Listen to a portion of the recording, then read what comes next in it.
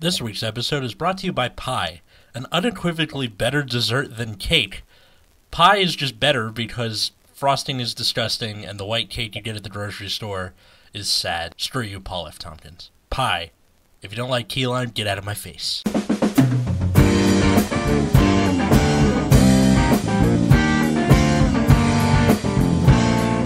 Hey everybody, welcome to Nexus at Night. Pie is unequivocally better than cake, and I will fight you about it. I'm Atlas. I'm Matt. I am a Stegosaurus. What? It's a reference to an old ASDF video.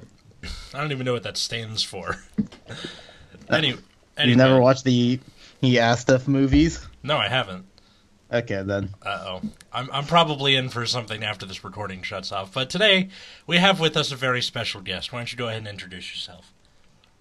Hey guys, my name is Dex. People know me for basically doing some charts about the Vanguard meta. And yeah. If you followed us on Twitter, we retweet your pie charts a lot. And every week it seems to be like a breakdown of like the standard format meta in Japan, right? Yep. So why don't you tell us a little bit of like where do you get your data for these pie charts? I get them from like various places, but there's one main place that I go to. It's a website called Izazin, and it's basically Japanese website where all the events are posted there, and the events are linked to the Twitters too. So I just like do a bunch of research from there and try to gather as much results I can for the chart. How long does it usually take you? It depends. It really depends on the tournaments, because some tournaments don't post results at all. Some shops in Japan do post result with the lists. Like, it really depends on who's hosting and which tournament is it. But overall, like, if everything is there, like, it really doesn't take me that long. But sometimes I have to wait like a day or two to see if they're going to post it, and if they don't, well, I mean, I can't really invent anything, so I'm just gonna leave the results blank on my blog and say that I don't have the results for now. Okay. So, in your pie charts are mostly of the top performing decks, right? Yeah. Basically, when I started doing that, I was asking my friends, and I was asking around, like, what do you consider like topping? Mm-hmm. And I had like various answers. Like, some people deemed that top 8 was topping. Some people deemed that top 4 was topping. But in the end, I decided to go with what the Japanese people think what topping is, and it's basically like top 4. Every time they post results, it's always like the top 4 decks that tops. So okay. I went with that. Yeah, I think that ends up working really well. Mm-hmm. But it's not always top 4. Like, it also depends on the size of the tournament. Like, if it's like 30 players or less, I'm just gonna take the one that placed first. But if it's more, I'm gonna take the top 4, because that's usually how like Japanese people like, that's what they post. When it's less than 30, they only post the winning deck. But when it's more, they post the top 4. So I go by that. See, that's interesting, because when we first started seeing these pie charts around, my first instinct was, we don't know how many of these were team tournaments or how big the tournaments are, but if you go by that metric, I think that gives a lot of credence to these results. Mm-hmm. Yeah. Mm-hmm. Another thing I noticed is, why is Angel Feather topping as much as it is? It's getting like a quarter of the results like week after week, even with new stuff coming out. I don't know, man. Japanese players love their angels. I don't know. I love Angel Feather too, but it's a really strong deck. There's no denying that. Yeah, that's incredibly true.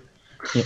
And also, I think part of it is just they're not power creeping standard as much. We've seen in our set reviews that a, a lot of new support for decks don't really make any major upgrades most of the time. Yeah. Oh, like starting with second wave and stuff like that? Yeah. They're mostly just like side grades where they either add something to the win condition or just kind of more of the same, or they make the deck actively worse in Pale Moon's case. Pour one out for one's homies, I guess. Sad Imagine life. getting new cards and having a worse deck.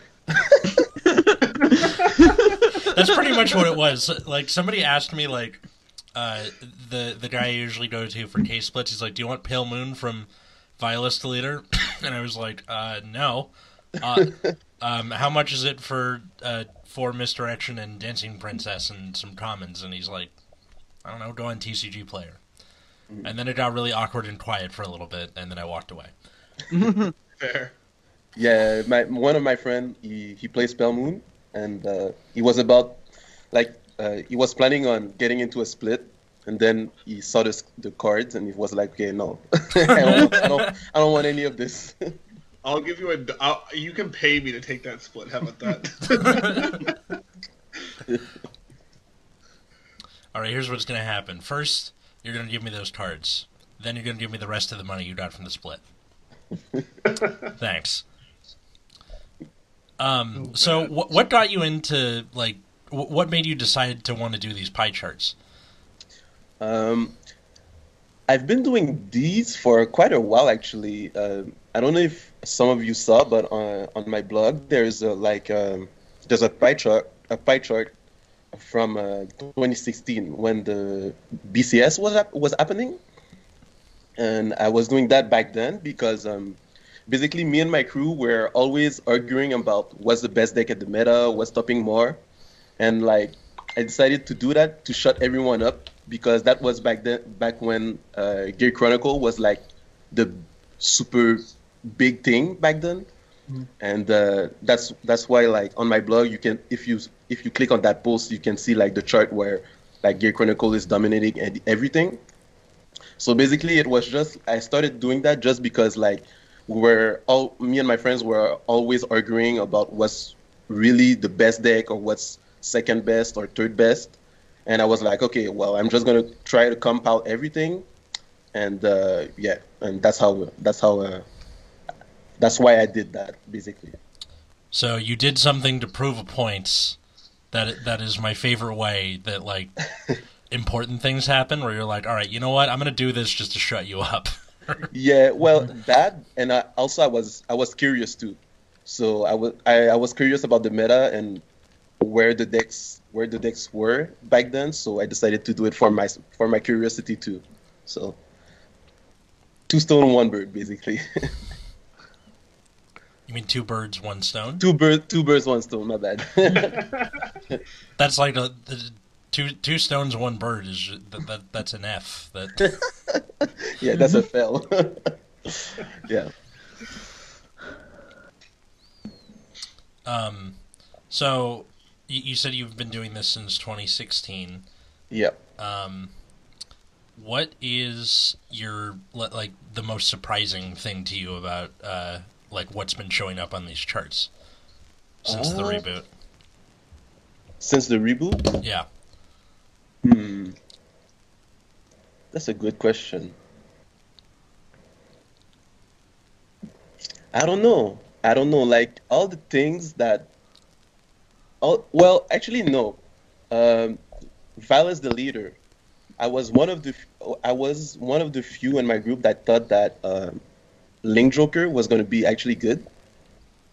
And seeing the results from the charts I do, like, they're basically nowhere to be found. So that surprised me because on paper they looked really good when they were getting spoiled, but I guess they're not. And yeah, other than that, like, I feel like most of their results are pretty accurate. Like when Angel Feather and Neo Nectar got announced, like, everyone knew they were going to be like pretty good. So, and that happened in the chart. So yeah. Yeah, I figured pretty quickly that I didn't really like the direction that Link Trigger looked, only because the first ride situation was not great, Mm-hmm. which I think is detrimental to a lot of the decks that are in standard. Yeah. Yeah. But I can definitely see why some of the cards might.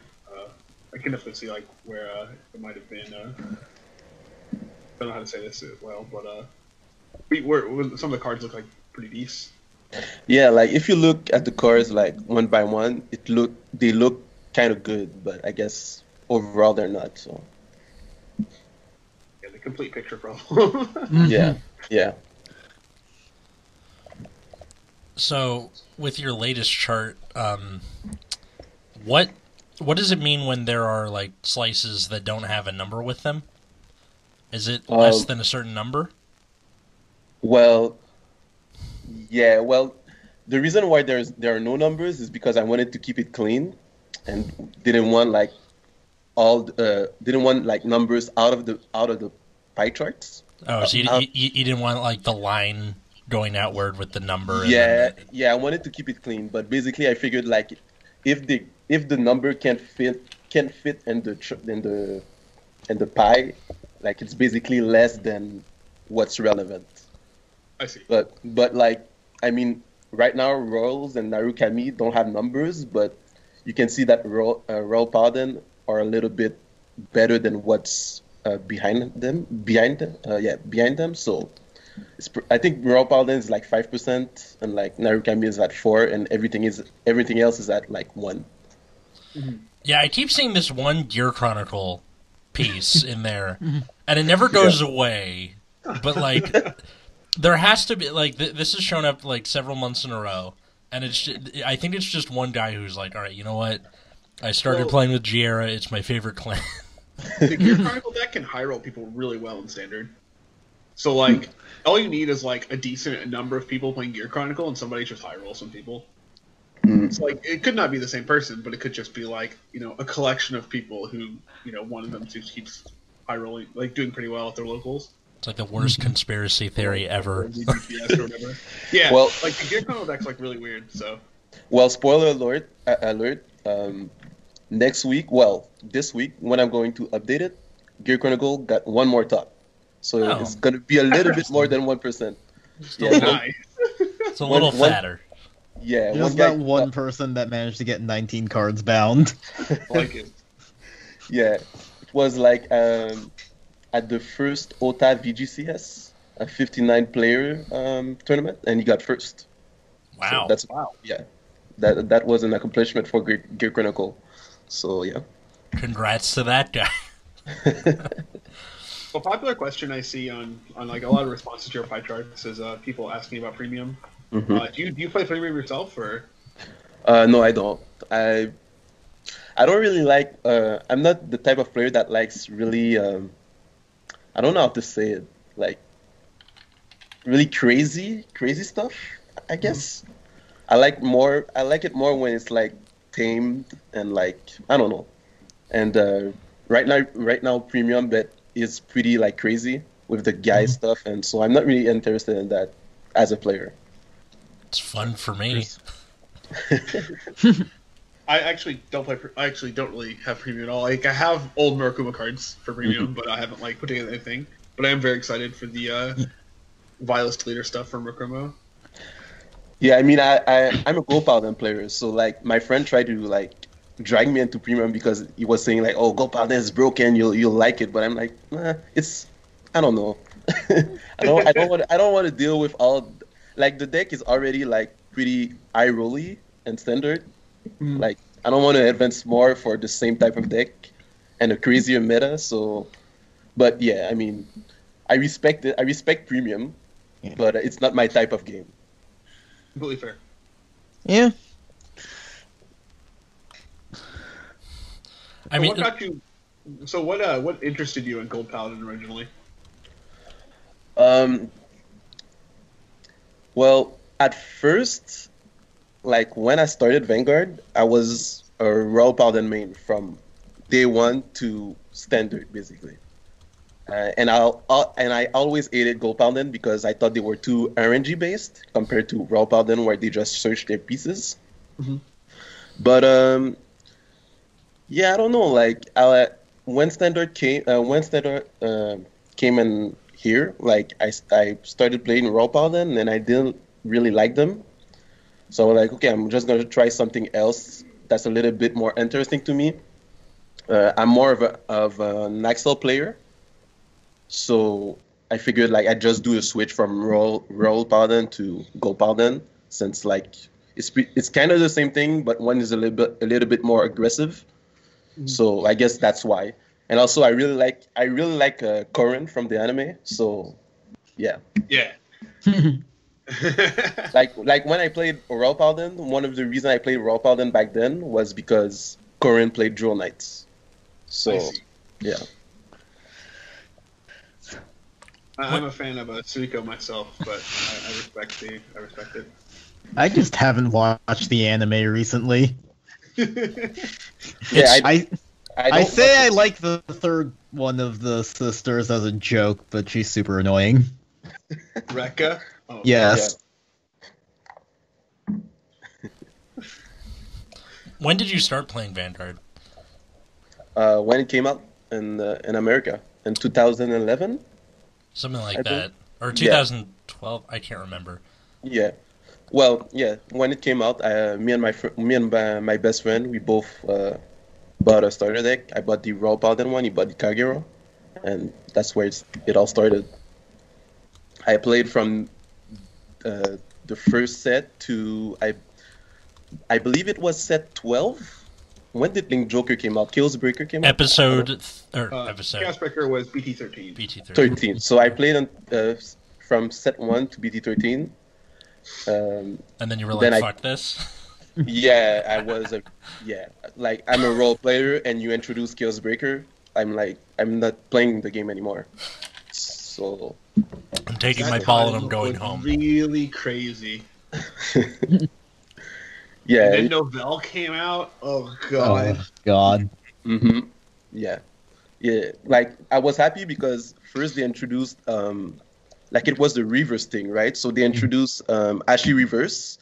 And Ashley is like one of my favorite units. So I was like, I was super hyped when that was announced. And then they introduced Chaos Breaker, basically telling me like, oh, you're not gonna play the deck.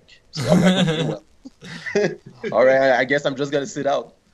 And then I quit Vanguard for I guess it was like a year or two, and came back in GBT06, I believe. That's like when Brave comes out, I think. Exactly. That's when Transcendent Atmal came out.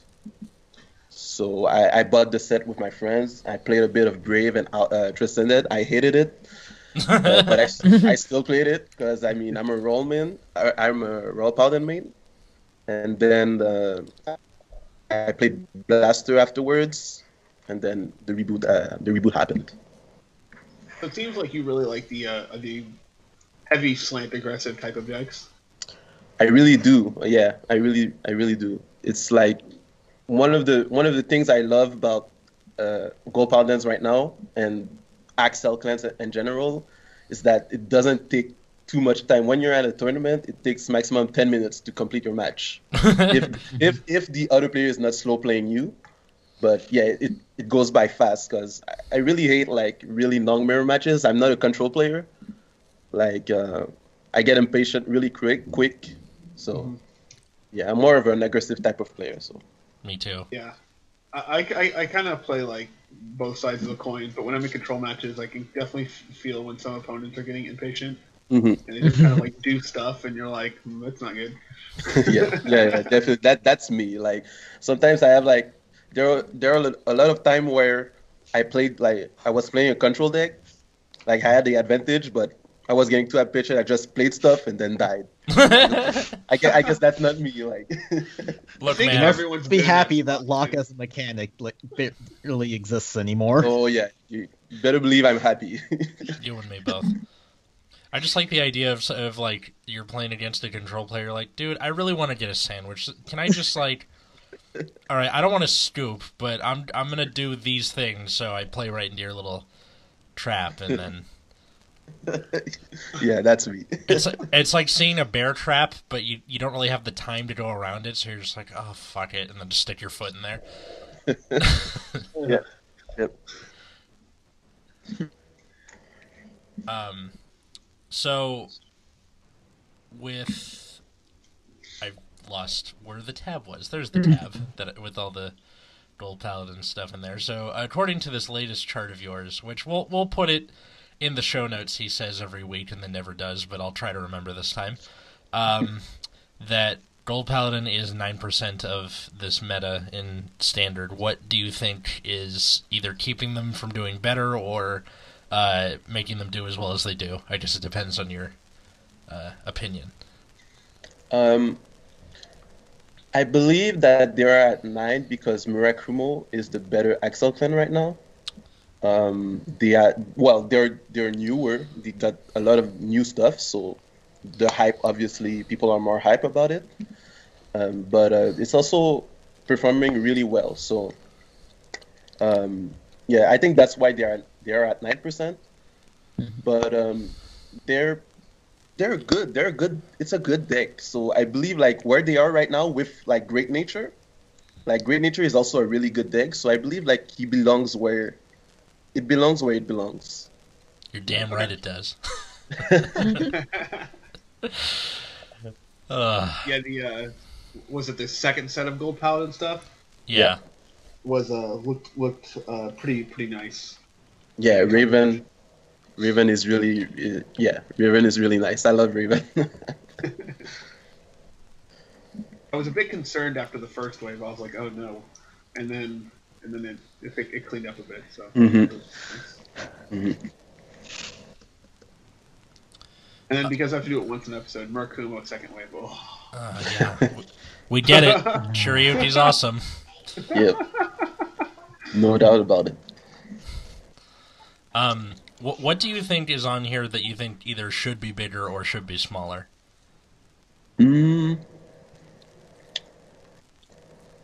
Maybe Neo Nectar, because like they're still really strong, and it's like not really there. Well, it's at 8%, but like I believe it should be higher.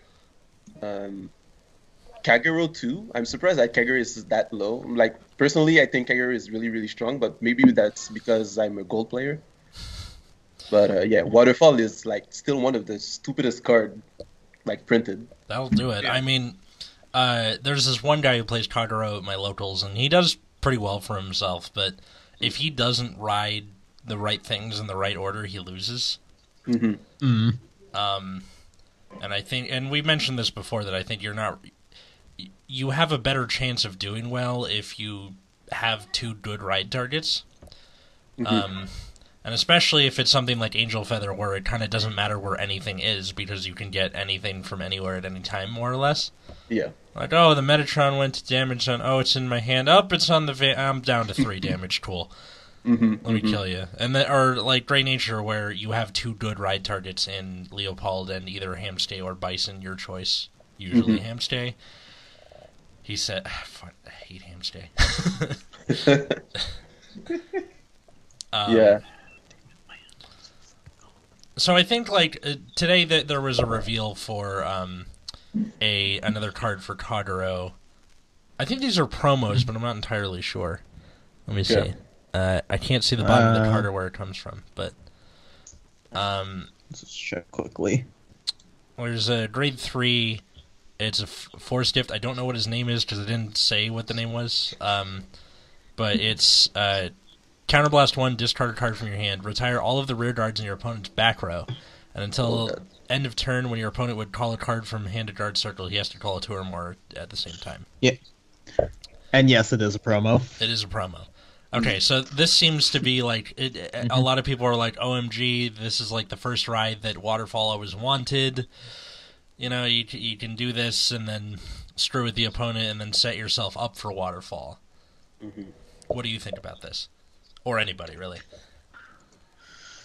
I mean, it doesn't really fix the problem of you probably lose if you end up riding Waterfall first.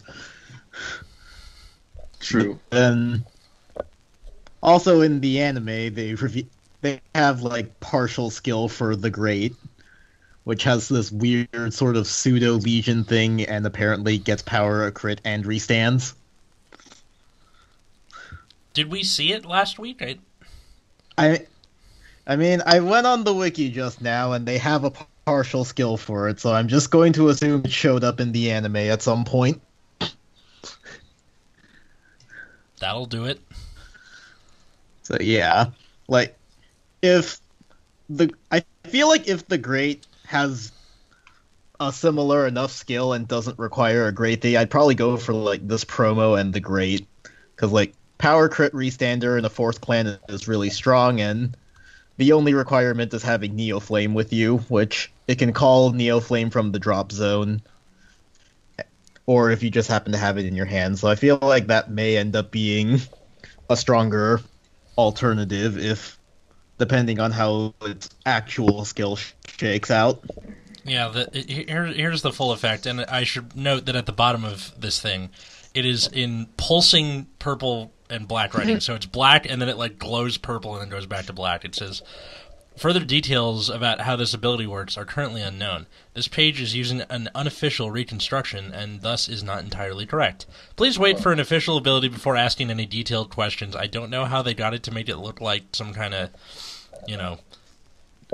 bruise or something like that, like just like a throbbing thing. But the grade 3 13k force gift, when placed on Van, call up to one Dragonic Neoflame from drop, and then on Vanguard Circle once per turn.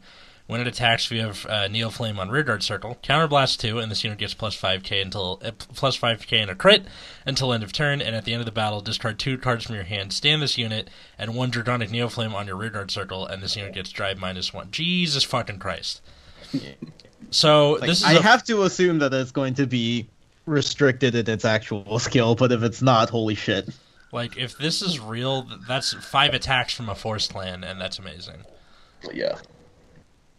Yeah, that's crazy. This doesn't even require the old Dragonic Overlord either. You don't even have to ride the... Well, neither did the Great, right? Yeah, that's true. Still no dote in standard. Still no what? Still no dote. Yeah. Well, they're saving Dote. They're saving him, I think. Oh god. Because once you print Dote, that's it, right? It's the end. It's literally the end. Yeah, and 13 Reasons Why was more than 13 episodes. I don't think anything lives up to the hype anymore. Well, if it's 13 reasons, you can have multiple reasons. Like, you can have multiple episodes per reason. That's dumb. But they don't have multiple... Like, literally, the second you get to episode 14, you failed your premise. And I don't care if there's 2-parters. What? Like... Anyway. Like 2-parters per tape of reason. Nexus at Night, the 13 Reasons Netflix Why podcast? Yeah. I didn't watch that show. It was terrible. It was absolutely terrible. They kept it, but they got rid of American Vandal. And that's the Hill Atlas. That show's good! I know, right? I love that show. Anyway. Back on topic. What topic at this point? No, I'm kidding. So... Where are you from? Oh, I'm from Montreal, Canada. Nice. Huh. I like Rush. I don't have a good answer to that. What's the meta like up there? What's the local scene like in Montreal? My local scene is weird because like Montreal is it's a big city. Mm-hmm. And we basically have we're like separated. Like we have 3 local game shop, and like the meta is different in those 3 places. But the one local game shop I go more often, the meta is really like force centric, which is why like I cried when I didn't have my gold paladin support because I was getting destroyed every time I went there. But yeah, a lot of people play. There are a lot of Neo-Nectar player, Dimension Police, like all the Force clans are being played, and there are basically no protects because nobody likes protect clans. I guess I don't know. I like Protect clans. Not as much as Excel clans, but I like Protect clans. Yeah, like my local scene is mainly Force clans, then Axel, then Protect. There are basically no protects. So. So did you play any card games before you played Vanguard? Yeah. I played a lot of card games. I started with Yu-Gi-Oh back in like 2002. When that came out, I played Duel Masters. I played Pokemon. I played Kaijudo. I played Metabots. I played I played a lot. I played Buddy Fight 2. I basically tried like everything except maybe for Magic that I never tried, but yeah. Why not Magic? I don't know. Like my crew that I play with they're not really interested in that. I guess I don't know. Like the card game I play are really dependent on what my crew wants to play. So like that'll do it. Yeah. So I won't get involved into Magic if no one wants to play around me. So. Yeah. I completely understand that. That's kind of the like I've played Magic for 2001, 2000, somewhere in there. Mm-hmm. And like, if people around me don't play, like I just have no interest in like really playing. Yeah. What I like about those pie charts, like it's like self-explanatory. They're not like you can't really argue with the results. I mean, the results are there. The deck lists are there. Like I was looking at some like Facebook comments last week, and there was that one guy on Vanguardians that was like, "Oh my God, this guy is not legit. Why is Narukami not bigger?" I'm like, math? I don't know. yeah, like do math, like check the results. I don't know. Like I don't have a say in what's stopping. I mean, I don't. Yeah. Yeah, it's numbers. So one thing I really enjoy about your pie charts as well is like you give basically where you're getting the information from, which I really enjoy. And you pretty much allow the person looking at it to make their own kind of inferences based on reading it. Mm-hmm. Yeah. Like, it's not like, okay, this is what people like. This is what's topping the most, in Japan or otherwise. It's kind of like, well, what can we say about that? Mm-hmm. Yeah. I try to like to give as much information as I find. I've been having a lot of trouble with getting information from the American tournaments. Like I was trying to update the Miyagi chart with the American tournaments, but like ARG or the people going to ARG don't really post anything when they win or when they don't win or when they top. So like it's pretty crazy how it's harder for me to find tournament results here than it is like when it's from Japan. So. Well, I think that is something that we've noticed overall, is that America just doesn't have as much of a competitive mindset with Vanguard compared to Japan. Like, ARG is the only real, like, fan-run tournament stuff, and outside of the official Bushiroad tournaments, those are kind of the only things happening, where Japan has tons of events all the time. Yeah, that's true. That's true, but there are people that are trying, like, to start a league or something. There's a pro play game, I believe it's called, in Atlanta, and like that's a team that tries to like have multiple tournaments throughout the year. So I mean they post their results, but yeah, the ARGs and stuff, like I don't know, I can't find results anywhere. But every time I go to Vanguardians or stuff like that, like someone says like, oh, I won, they post like their like one card on their playmat and the trophy or whatever, and like there are like 5 comments asking for deck lists, but he never replies.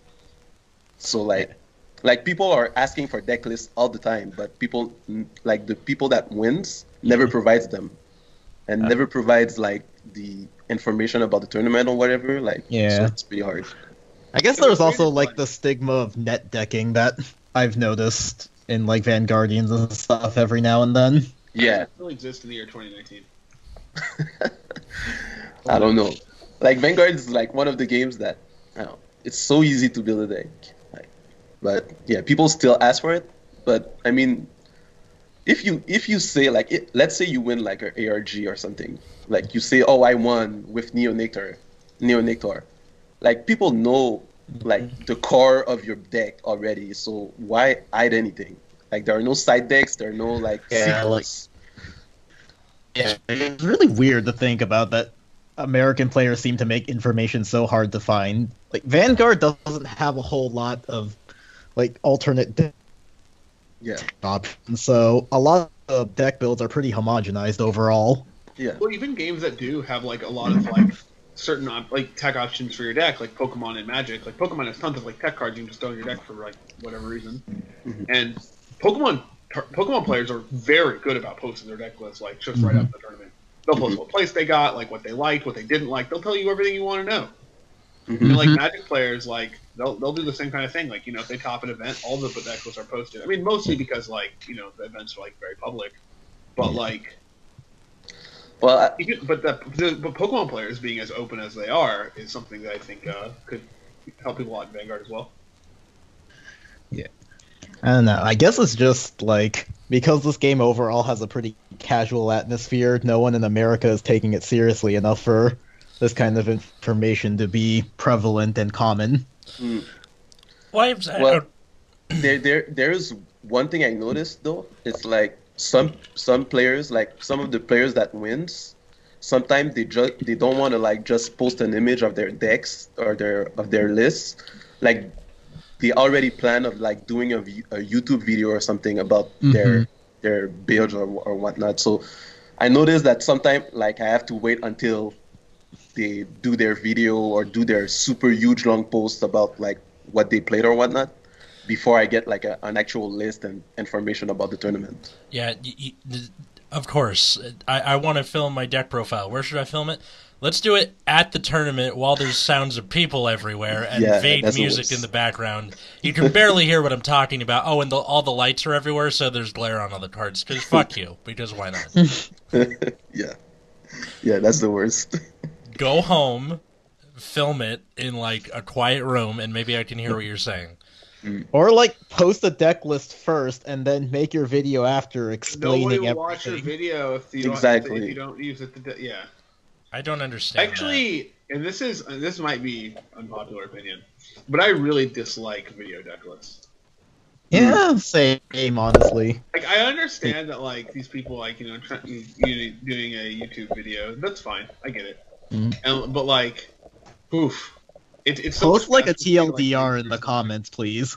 Yeah. Like sometimes you don't want to sit through a 20-minute video and just want to see a list. Yeah.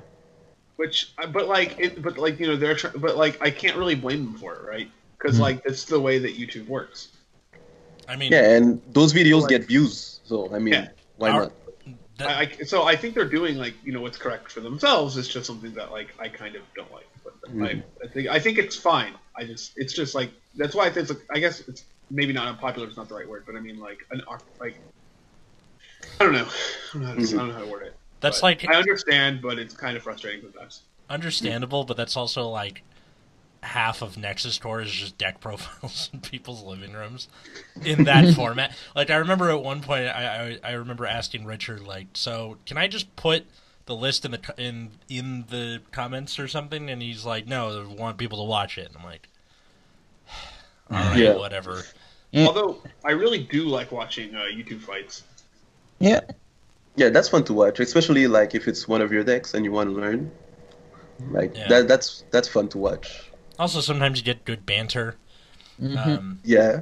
I had this idea for a video, and I'm still like kind of debating on the ethical implications of it. But I've always wanted to like try Vanguard as a drinking game. Oh my god! So every time you take a damage, you drink. Every time you heal, your opponent drinks. Play rescue, drink both of yourselves under the table. Every time you get crit to death from 3 damage, take a drink. No, finish your drink. Yeah. If it's going to be that way. Just grab a new bottle. Well, I mean, part of it is we're advocating drinking, and not everybody's going to be over 21, so I'm worried about the ethical implications of it, but also how fucking fun would that be? Angel Feather Mirrors with that game? Oh my I god. think that's gonna be I crazy. feel like with a concept like that, sometimes you just have to stop overthinking it and just go for it. Yeah. If both people play like Premium Rescue, like different fights list or something, you're gonna go so far under the table you end up in an AA meeting in China, just like, how did I get here? So, Dex, he does a valuable service for the game of Vanguard because now you can, like, I don't know if Matt or Root Beer, you've done this to your friends, but the amount of times someone's like, "This isn't meta," I'm like, "Here's the fucking pie chart from the last month." That's what it's for. That's what it's for. I don't have any further. Sorry, I didn't get it. I'm just playing Markuma. That's all I know.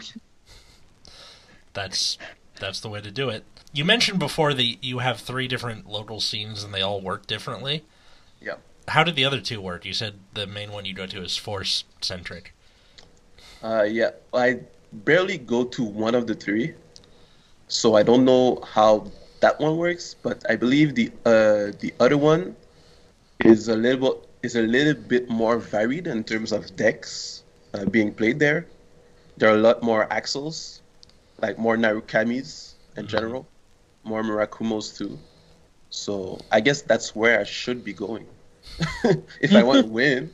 But yeah, the second one is more varied. The third one I have no idea because I barely go to it. Okay. Anything else you guys want to add? No, I think I've asked a lot of the questions I had. I really enjoy the pie charts. I think they look very nice. The Thank you. information's all there that I'm looking for. Mm-hmm. I'm not really just like digging around for things, which I really quite enjoy. It's clean, concise information about whatever goes on in discussion groups. Yep. Oh yeah, but there'll still be arguments about all this stuff. So Yeah. All right, well, that'll do it for this episode of Nexus at Night. Dex, you want to plug thine pluggables?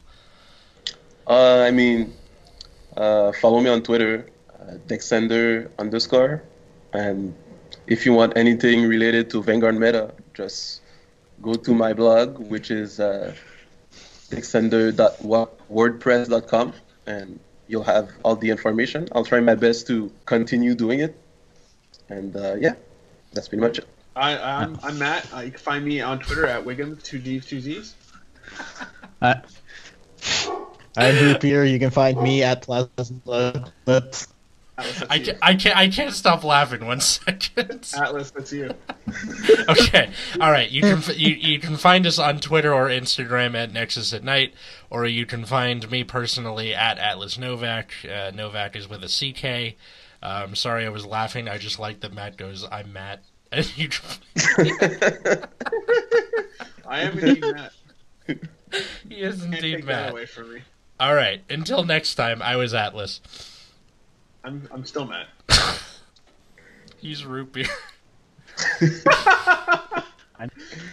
I am not actually a step, but I can pretend. Sure.